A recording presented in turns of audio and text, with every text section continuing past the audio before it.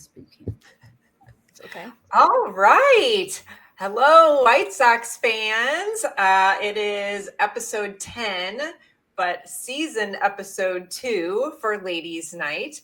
I'm Melissa Sage-Bollenbach, and I am your host today. And I'm joined by my Side Sox sister, Kristina Airdo. And we are just beyond thrilled with our special guest that we have today, Ashley Sanders. Ashley is currently the live designer on MLB The Show for Sony Interactive Entertainment. She has been with them since September 2022. And before that, she was a writer and an engagement editor here at Side Sox. And she is a Chicagoland native, but currently is so lucky because she lives in San Diego, California, and I'm so jealous. Yeah. But yes, we are thrilled to have you, Ashley. So welcome into Ladies Night. Thank you. I'm like so thrilled to be here.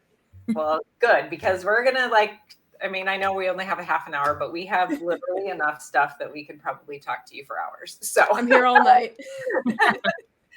All right, so we're just going to jump right in. I've got my prop handy because my son gave me his copy, and then he got the Paul Skeens card, so he was super. Oh, that's amazing! Oh my God, that's awesome. Yeah, he was super stoked to get the Skeens card. Let's go. So we are going to jump right in, and we have all these great questions for you. So, did you always know that you wanted to be involved in like sports or like baseball specific, like some way, like growing up, and when you're like, people are like, oh, I want to be a ballerina or a firefighter, and you're like, yeah, I want to be involved in sports. Right. No, the answer is actually like, no, I wasn't really into baseball until like my early preteens, like 11, 12, I would say. So like before then, I wanted to be either a actress, a marine biologist, or a teacher. So like 3 vastly different areas, if you will. But I was always a huge sports fan growing up. Really dedicated my time into baseball, like I said, around like 11 and 12 years old. And that was when I was like, no, this is my thing. This is something I'd like to pursue if I can. Obviously, for so many jobs within the baseball world, it's like a 1 in 1 million chance. So it's kind of like, For real. you never know what's going to happen, but who knows? But the really like the big pivotal part of like my life that I knew baseball was going to be it was in 7th grade, or the summer from 7th grade going into 8th grade. I actually tried out for my local boys baseball team, but unfortunately didn't make it. The tryout was shenanigans at the end of the day. Don't have to go down that, but it was one of those moments where I didn't feel represented on the field. I tried to represent myself the best I could, but lo and behold, I knew I still loved that sport. So although I couldn't play it, at that point, I was like, I know I belong in baseball. It's just a matter of what way can I belong in baseball. Yeah, how do you find your niche? Right. But good for you. Holy cow, for like putting yourself out there. What did you say, 7th grade? Yeah, summer going into 8th grade, so after 7th grade. Wow. Holy cow, yeah. I don't think I would have had at all. I don't know about you, Kristina, but as a 7th grader, I mean, No, it was like that's crazy.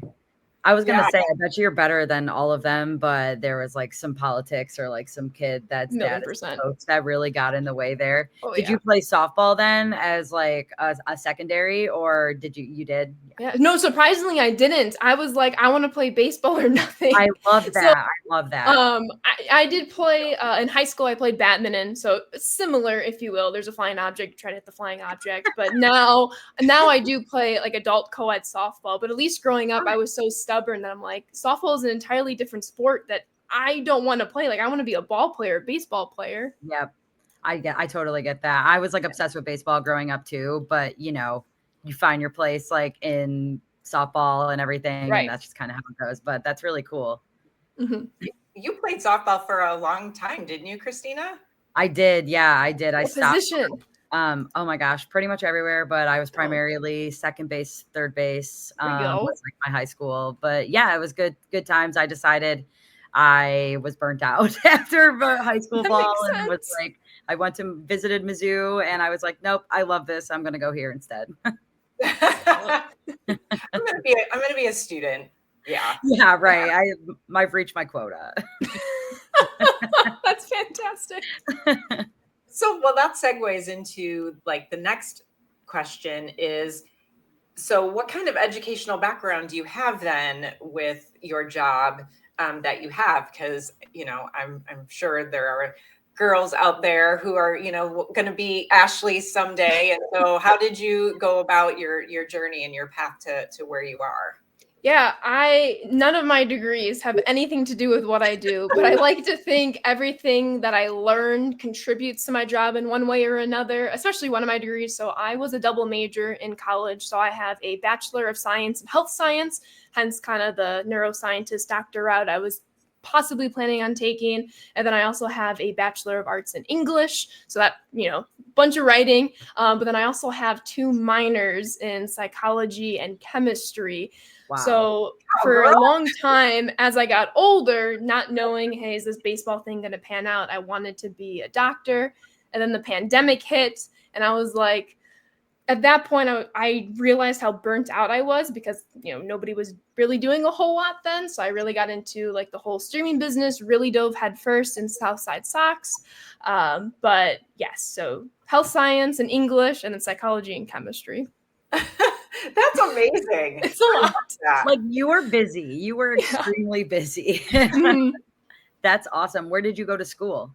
Oh, yeah. How did I not say? I am a proud Spartan alumni. I went to Aurora University. I'm from the area. Awesome. I love that. That's awesome. So with that, that background, and then you just kind of started streaming and getting involved with, the Southside Sox site and doing writing and all of that. So then how did that segue to get you your job? Like, yeah. It's a loaded question. So if I will, I might walk us back a little bit. So I joined Southside Sox in 2019 when I was a sophomore in college. But then really quickly made a great rapport with Brett, everybody else on the squad. And then fast forward to March of 2020, everybody sent home. COVID pandemic is at its height. I mean, at that point, we didn't realize how much further higher it was going to get. And then baseball was officially postponed. And so we're scrambling at Southside Sox, what are we going to do? There's no recaps. There's no 6-packs, podcasts. What are we going to talk about? So MLB The Show decided to host a players league where one player from all 30 teams was going to stream their games live on Twitch, and they were going to do a baseball tournament. And I was like, oh my God, this is amazing. I've always been a huge MLB The Show player. Lucas Giolito was the White Sox representative. He was my favorite White Sox player during his tenure here.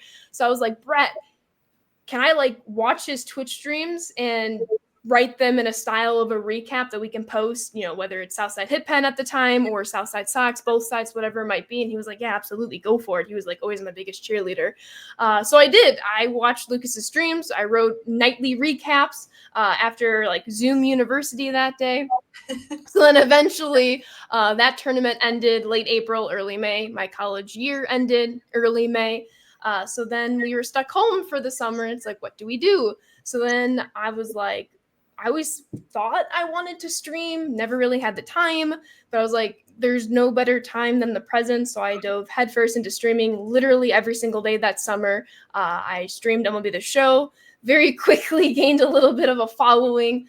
MLB The Show, Sony San Diego studio, recognized me, saw me.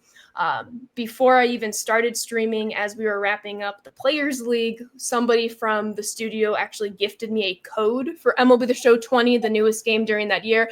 I was still stuck playing on MLB The Show 17 because I just played my little road to the show for 3-4 years at that point. So I played the newest version on stream, gained quite an audience, kept going.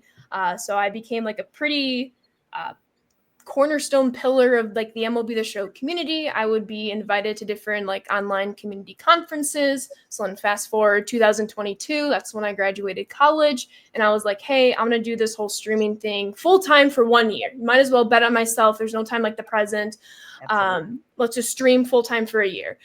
Thankfully, my current boss had reached out to me and was hey, there's going to be a position opening up on our team. I would love for you to apply for it. And I was guaranteed job, little job security. You never know what the internet is today versus tomorrow. But really, it was a dream job opening. So I had a couple meetings with him. And then before I knew it, I was in like the proper official submit your resume, interview process, all that. And then was very quickly offered the job. And I moved to San Diego at the end of the summer, in the end of August of 22. And then I started the day after Labor Day in September of 2022. So from Southside Sox writer to streamer to maybe a full-time streamer to now live designer on the live team. That is such a cool story because you. You literally paved your I have to pinch myself all the time. Yeah, you literally paved your own way. You know, you had a small opening, an opportunity, and you just, like you said, you bet on yourself and you just like threw yourself into it. And such a male dominated world too. Like, you know, I mean, my son is 19. And so, you know, he's been watching YouTube and things and just like so much male content, right? Right. I mean, yeah. That's just the world that it is. And you to find your niche and everything and just that. Congratulations. Like that Thank is you. Because a mom, I'm just like, that is the best thing ever.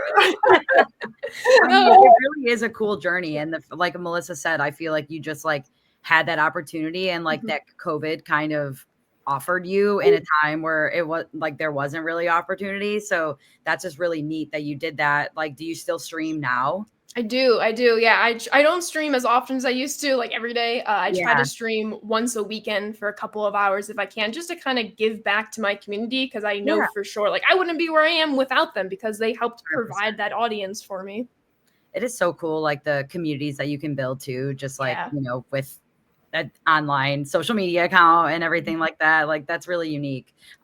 Were you always like artistic and everything growing up? Like I know you said that you know, you were in English and arts and everything like that. So I'm just kind of curious too, based on the background of the game. Sorry, Melissa, I'm just wanting. Not like art in like the traditional, like I'm going to draw, I'm going to paint, stuff like that. But definitely I would say the language arts with English. I mean, you see the bookshelf behind me. If people are watching the video, like that too. I read all the time. I write all the time. I have so many journals to just the left of me. And then I also did a lot of different like stage performances. I did theater club growing up, but then also in high school, I was on the speech team. So from freshman year to senior year, I was doing all different speeches and competing in the like Illinois bracket, if you will. That's so neat. So I loved it. Yeah. Oh my gosh. You have like so many, I feel like you've touched all these different facets of like art and literature and like everything like that. Like that's so neat. I love that you have that for you. I'm going to also kind of like stick on our same topic, Melissa. I'll just go ahead onto our list. Like how long, like, does it take you guys to develop a game when you're creating a new version, you know, 2024 to 2025? Like, what is that process like?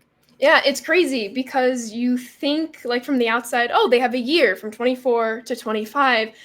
And like the development cycle is so much shorter than that. I would say, at least for the past 3 years I've been involved, it's about 9 months. But even that, like looking back a bit more holistically, there are things that have just come out. Like, for example, I know we'll touch on it a little later, like Women Pave Their Way and MLB The Show 24. That was a project that took many, many, many years to finally get off the ground running, just because when you have 9 months to get something going-ish, it's hard to fit everything you want in and to be as genuine and getting all the details right.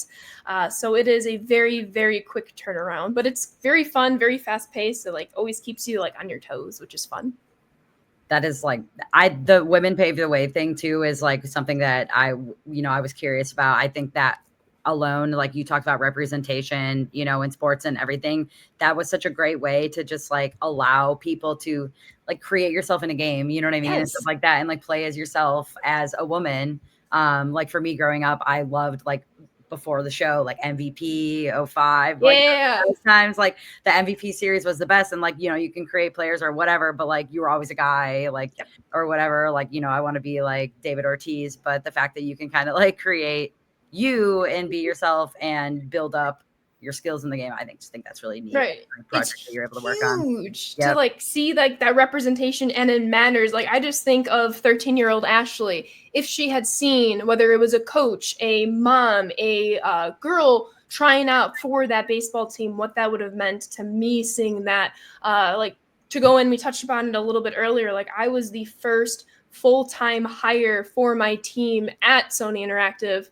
And it's just like, I hope, sure, I might be the first, but I never want to be the last in any of these situations. Absolutely. That's I'm obviously significantly older than both of you, can be your moms. And when I was young, I wanted to be an umpire, right? In the 80s, That's like sick. I was getting ready to go to college. Like they're never ever going to have a female umpire. And so I was like, I can't do it. Right. And then I was like, well, maybe I'll be like a broadcaster. Well, I didn't really have anybody like female sports broadcaster. There wasn't really any of that either.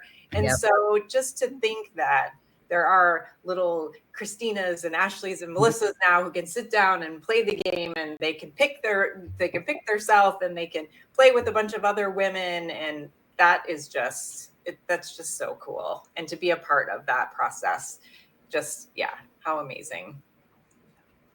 Yay. So what like aspect of the game like are you most proud of? Obviously, I'm sure the women in the show is a big one, but is there other aspects that you're like, I'm really proud to have been a part of this? Yeah, that's a great question. I would say I have two answers for that. So I work outside of like Road to the Show. I helped a lot with our new mode storylines that was introduced in MLB The Show 23. And that's basically bringing the Negro Leagues to life in MLB The Show. We partner with the Negro Leagues Museum and Bob Kendrick. And I've been a part of that foundation to like build the content in the game, teach other of my teammates to kind of help build that content. So that's been fun. But my main area in the game is Diamond Dynasty. That's like our online fantasy mode, if you will. It's like a card collecting mode. You get different cards, build up your dream team. And within that mode, we have a section called Team Affinity, which we put out content for all 30 teams. So I work on that. I kind of captain that project. So it's very fun to try and create enticing content for everybody, regardless of what their team is. So that's a blast. But for the second part of my answer, I would say, which kind of ties back to my English degree, I do a lot with our external communications. I help host feature premieres before a game comes out. I also write our outlines and host and appear on our live content streams throughout the game cycle, because we're always putting in new content into the game. I write a lot of our developer blogs. I edit weekly content blogs. So the fact that I can still use that writing and speaking creativity in my day-to-day job, that's not just, staring at a computer all day and making a video game, as cool as it is. I love it. It keeps it fresh, and it's just like literally a dream come true. Yeah, and you have such great variety. Like I love that too. That you're involved in so many different aspects, which keeps it keeps it interesting for you. It keeps the energy. I would think it's easy to have energy because you're like not just stuck concentrating on 100%. Yeah.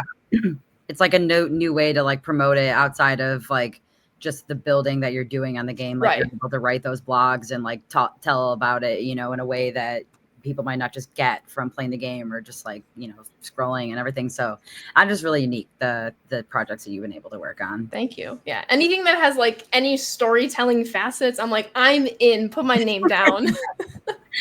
And so you have a pretty good like fan engagement too, like with the blogs and stuff. You get to kind of hear from fans like how they're liking things.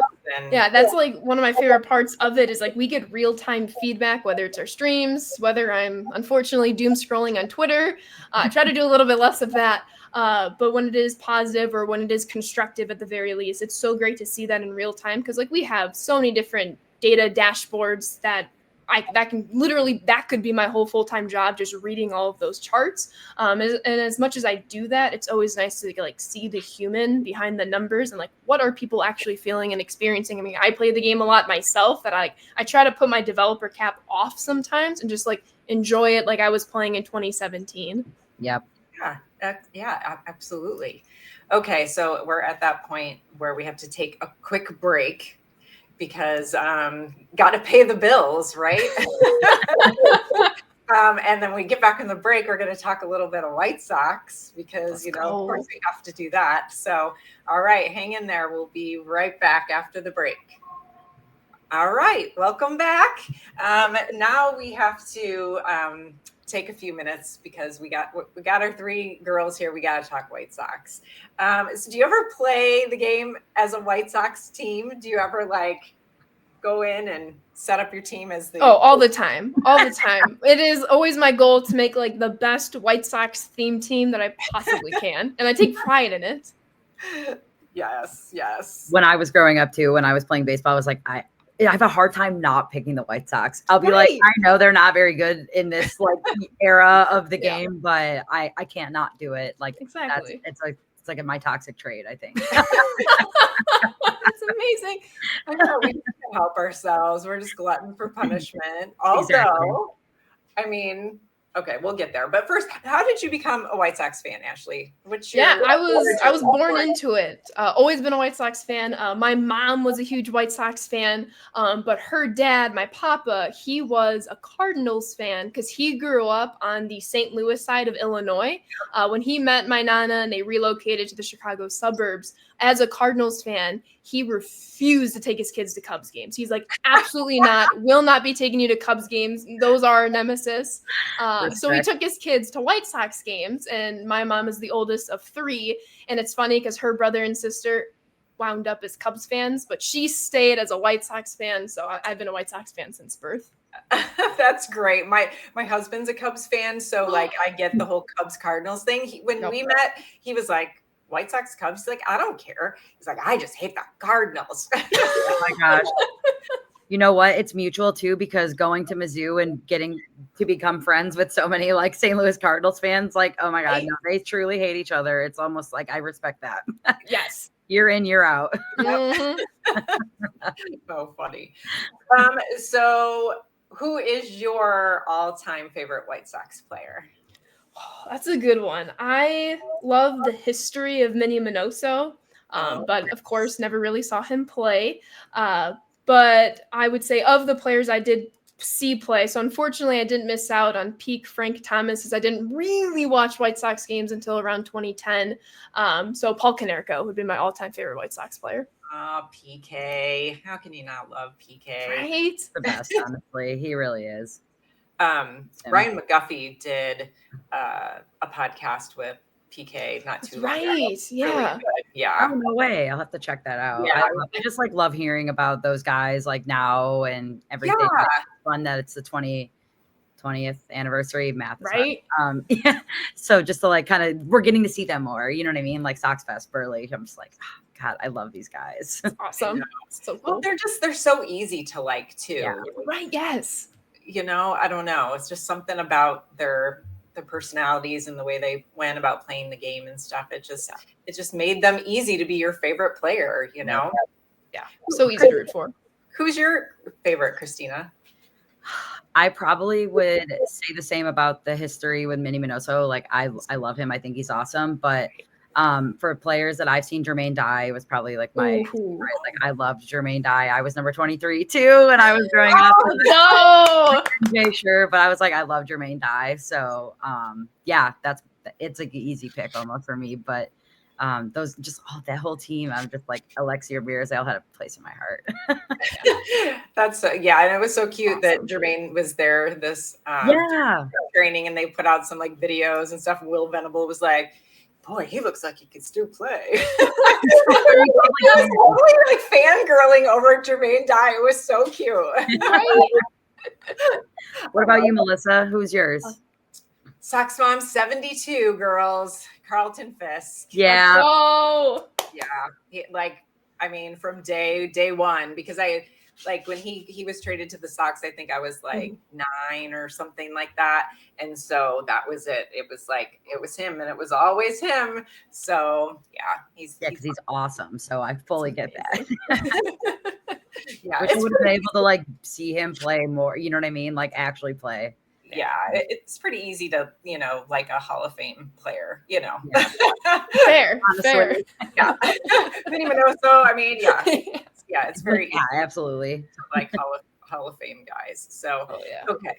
So now we're going to dive into current day. How did you cope last year with? Did any of us truly cope? No. No. Still recovering. Yeah, exactly. I don't think I'll ever fully recover. Maybe, next World Series I will. Fingers crossed. Yeah, whenever that is. No, I really didn't. I mean, I'm always going to love this team and watch this team. So I still watch virtually every single game. Obviously, sometimes plans overlap or whatever, but still watch virtually every single game. I mean, White Sox Twitter is always like my comfort. Is just finding the good peas in the pod, linking to them, sharing in our distress. But like I'm like forever an optimist, so I try to find like the one bright spot if we can, if there is any. I believe there always will be. So whether it was like Luis Robert Jr., I know he did unfortunately struggle for a good chunk of last year, but we also saw like a lot of young guys, especially in our farm system, do pretty well, start to pop off. We're seeing that continue this season, which is amazing. Kyle Teal, when is he being called up? ASAP. Why didn't Chase Mydrop break the squad or OBP King? But that's besides the point. It's really just trying to find like those little bright spots and sticky to them. And we're seeing it now very early into the season. Yeah. Right? Like the pitching is out of control. It's right in the best way. But you I'm like, can we sustain this? Probably not, but can we just? I'm here for it. Exactly. Yeah, let's ride it out as long as we possibly can. Like I'm gonna take we had so few like feeling winning moments that it's like, hey, like I'm gonna take it. I mean, we knew the pitching was going to be good. It's something that we've been talking about. I feel like at least for like, well, and it started last year. I mean, last year I feel it was kind of, you could see the Brian Bannister results kind of starting to come in, and I mean, I knew they were going to be good this year, but starting out of the gate, like we take it. Yeah, we are definitely taking it. Yeah. So who is your favorite, like, or prospect, I guess, that you're most like looking forward to kind of watching their path to hopefully the big leagues? Yeah. I don't mean to be like hometown biased, but Noah Schultz went to my rival high school. I had just missed him. I think he started high school right when I graduated. He went to Oswego East. I went to Oswego High School. No way. So I literally remember like where I was when he was drafted in 22. Like, no disrespect to him, I just didn't know about him until the Sox drafted him. I was like, wait a minute, this is a kid that grew up on the other side of town. So I did like all this research, and to see him kind of pop off the way he has and really has a good shot to make the team probably by the All-Star break. Yep. I am like rooting for him all the way. That is so cool that he's just from your hometown. I didn't even realize that. I keep forgetting that he's like from Oswego. That's wild.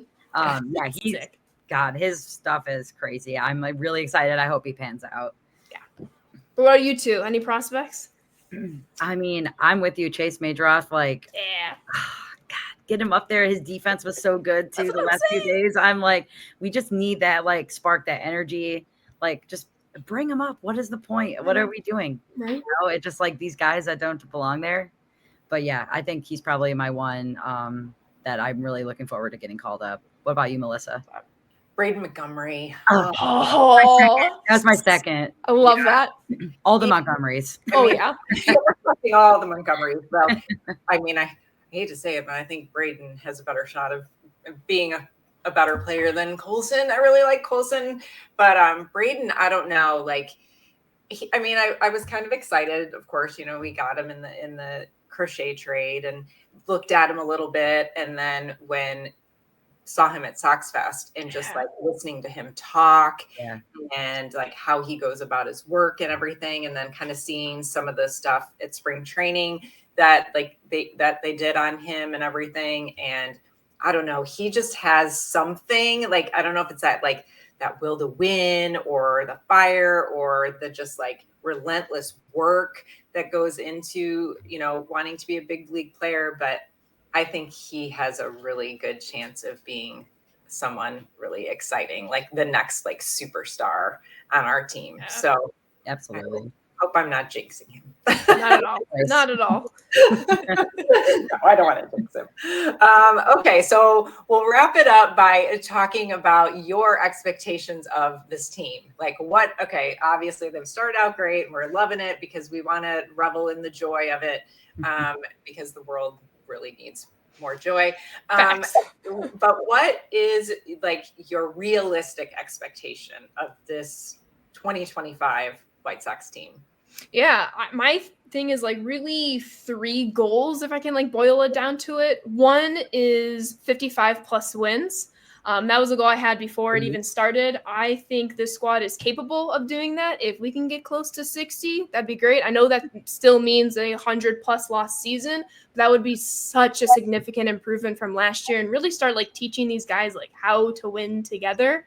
The second one being is just that, like the relationships of everybody. I mean, it's very clear that these guys, like 4 or 5 games into the season, these guys enjoy playing with one another, build off of that.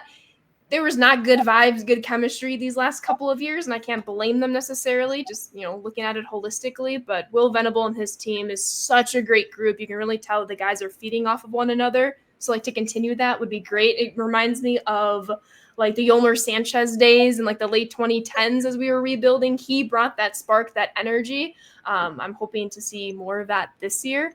And then lastly, because this season, unfortunately, will be a wash, bring up those young guys and bring them up faster than not. We're not winning the World Series this year. Unfortunately, we're not going to make the postseason this year. Give them the at-bats because they are your future. Yep. There's no reason for them not to struggle and learn and succeed at the big league level down the road. Like, do it now. You have nothing to lose. Especially if they're going to be core pieces of your roster. Like, that's what I'm saying. Like Jacob Amaya, Jankowski, like, what are you doing here? Like, but you know what I mean? Like, yes, we don't need to be doing that. Those are great. I think you honestly, like, I think hit every aspect of like what was the struggle with them previously and the clubhouse vibe as a whole. I think just that alone is like at least plus 8 wins. Like, you know what I mean? Yeah. Like if the vibes are off, nobody is happy. Nothing is going well. Just the vibe differential. I'm like, we got good vibes plus 10 wins. Yes. Bank on it. New stat just created right Exactly. Put it on a shirt. Well, this has been so much fun, Ashley. Thank you so much for joining us. Thank you, Kristina and Melissa. Your cool job that we're so jealous of. And not to mention the cool merch that they gave you that you posted on Instagram. Gosh, that sweatshirt was fire. Thank you. It was. Yeah, I hope you like wear it everywhere. Like, yeah.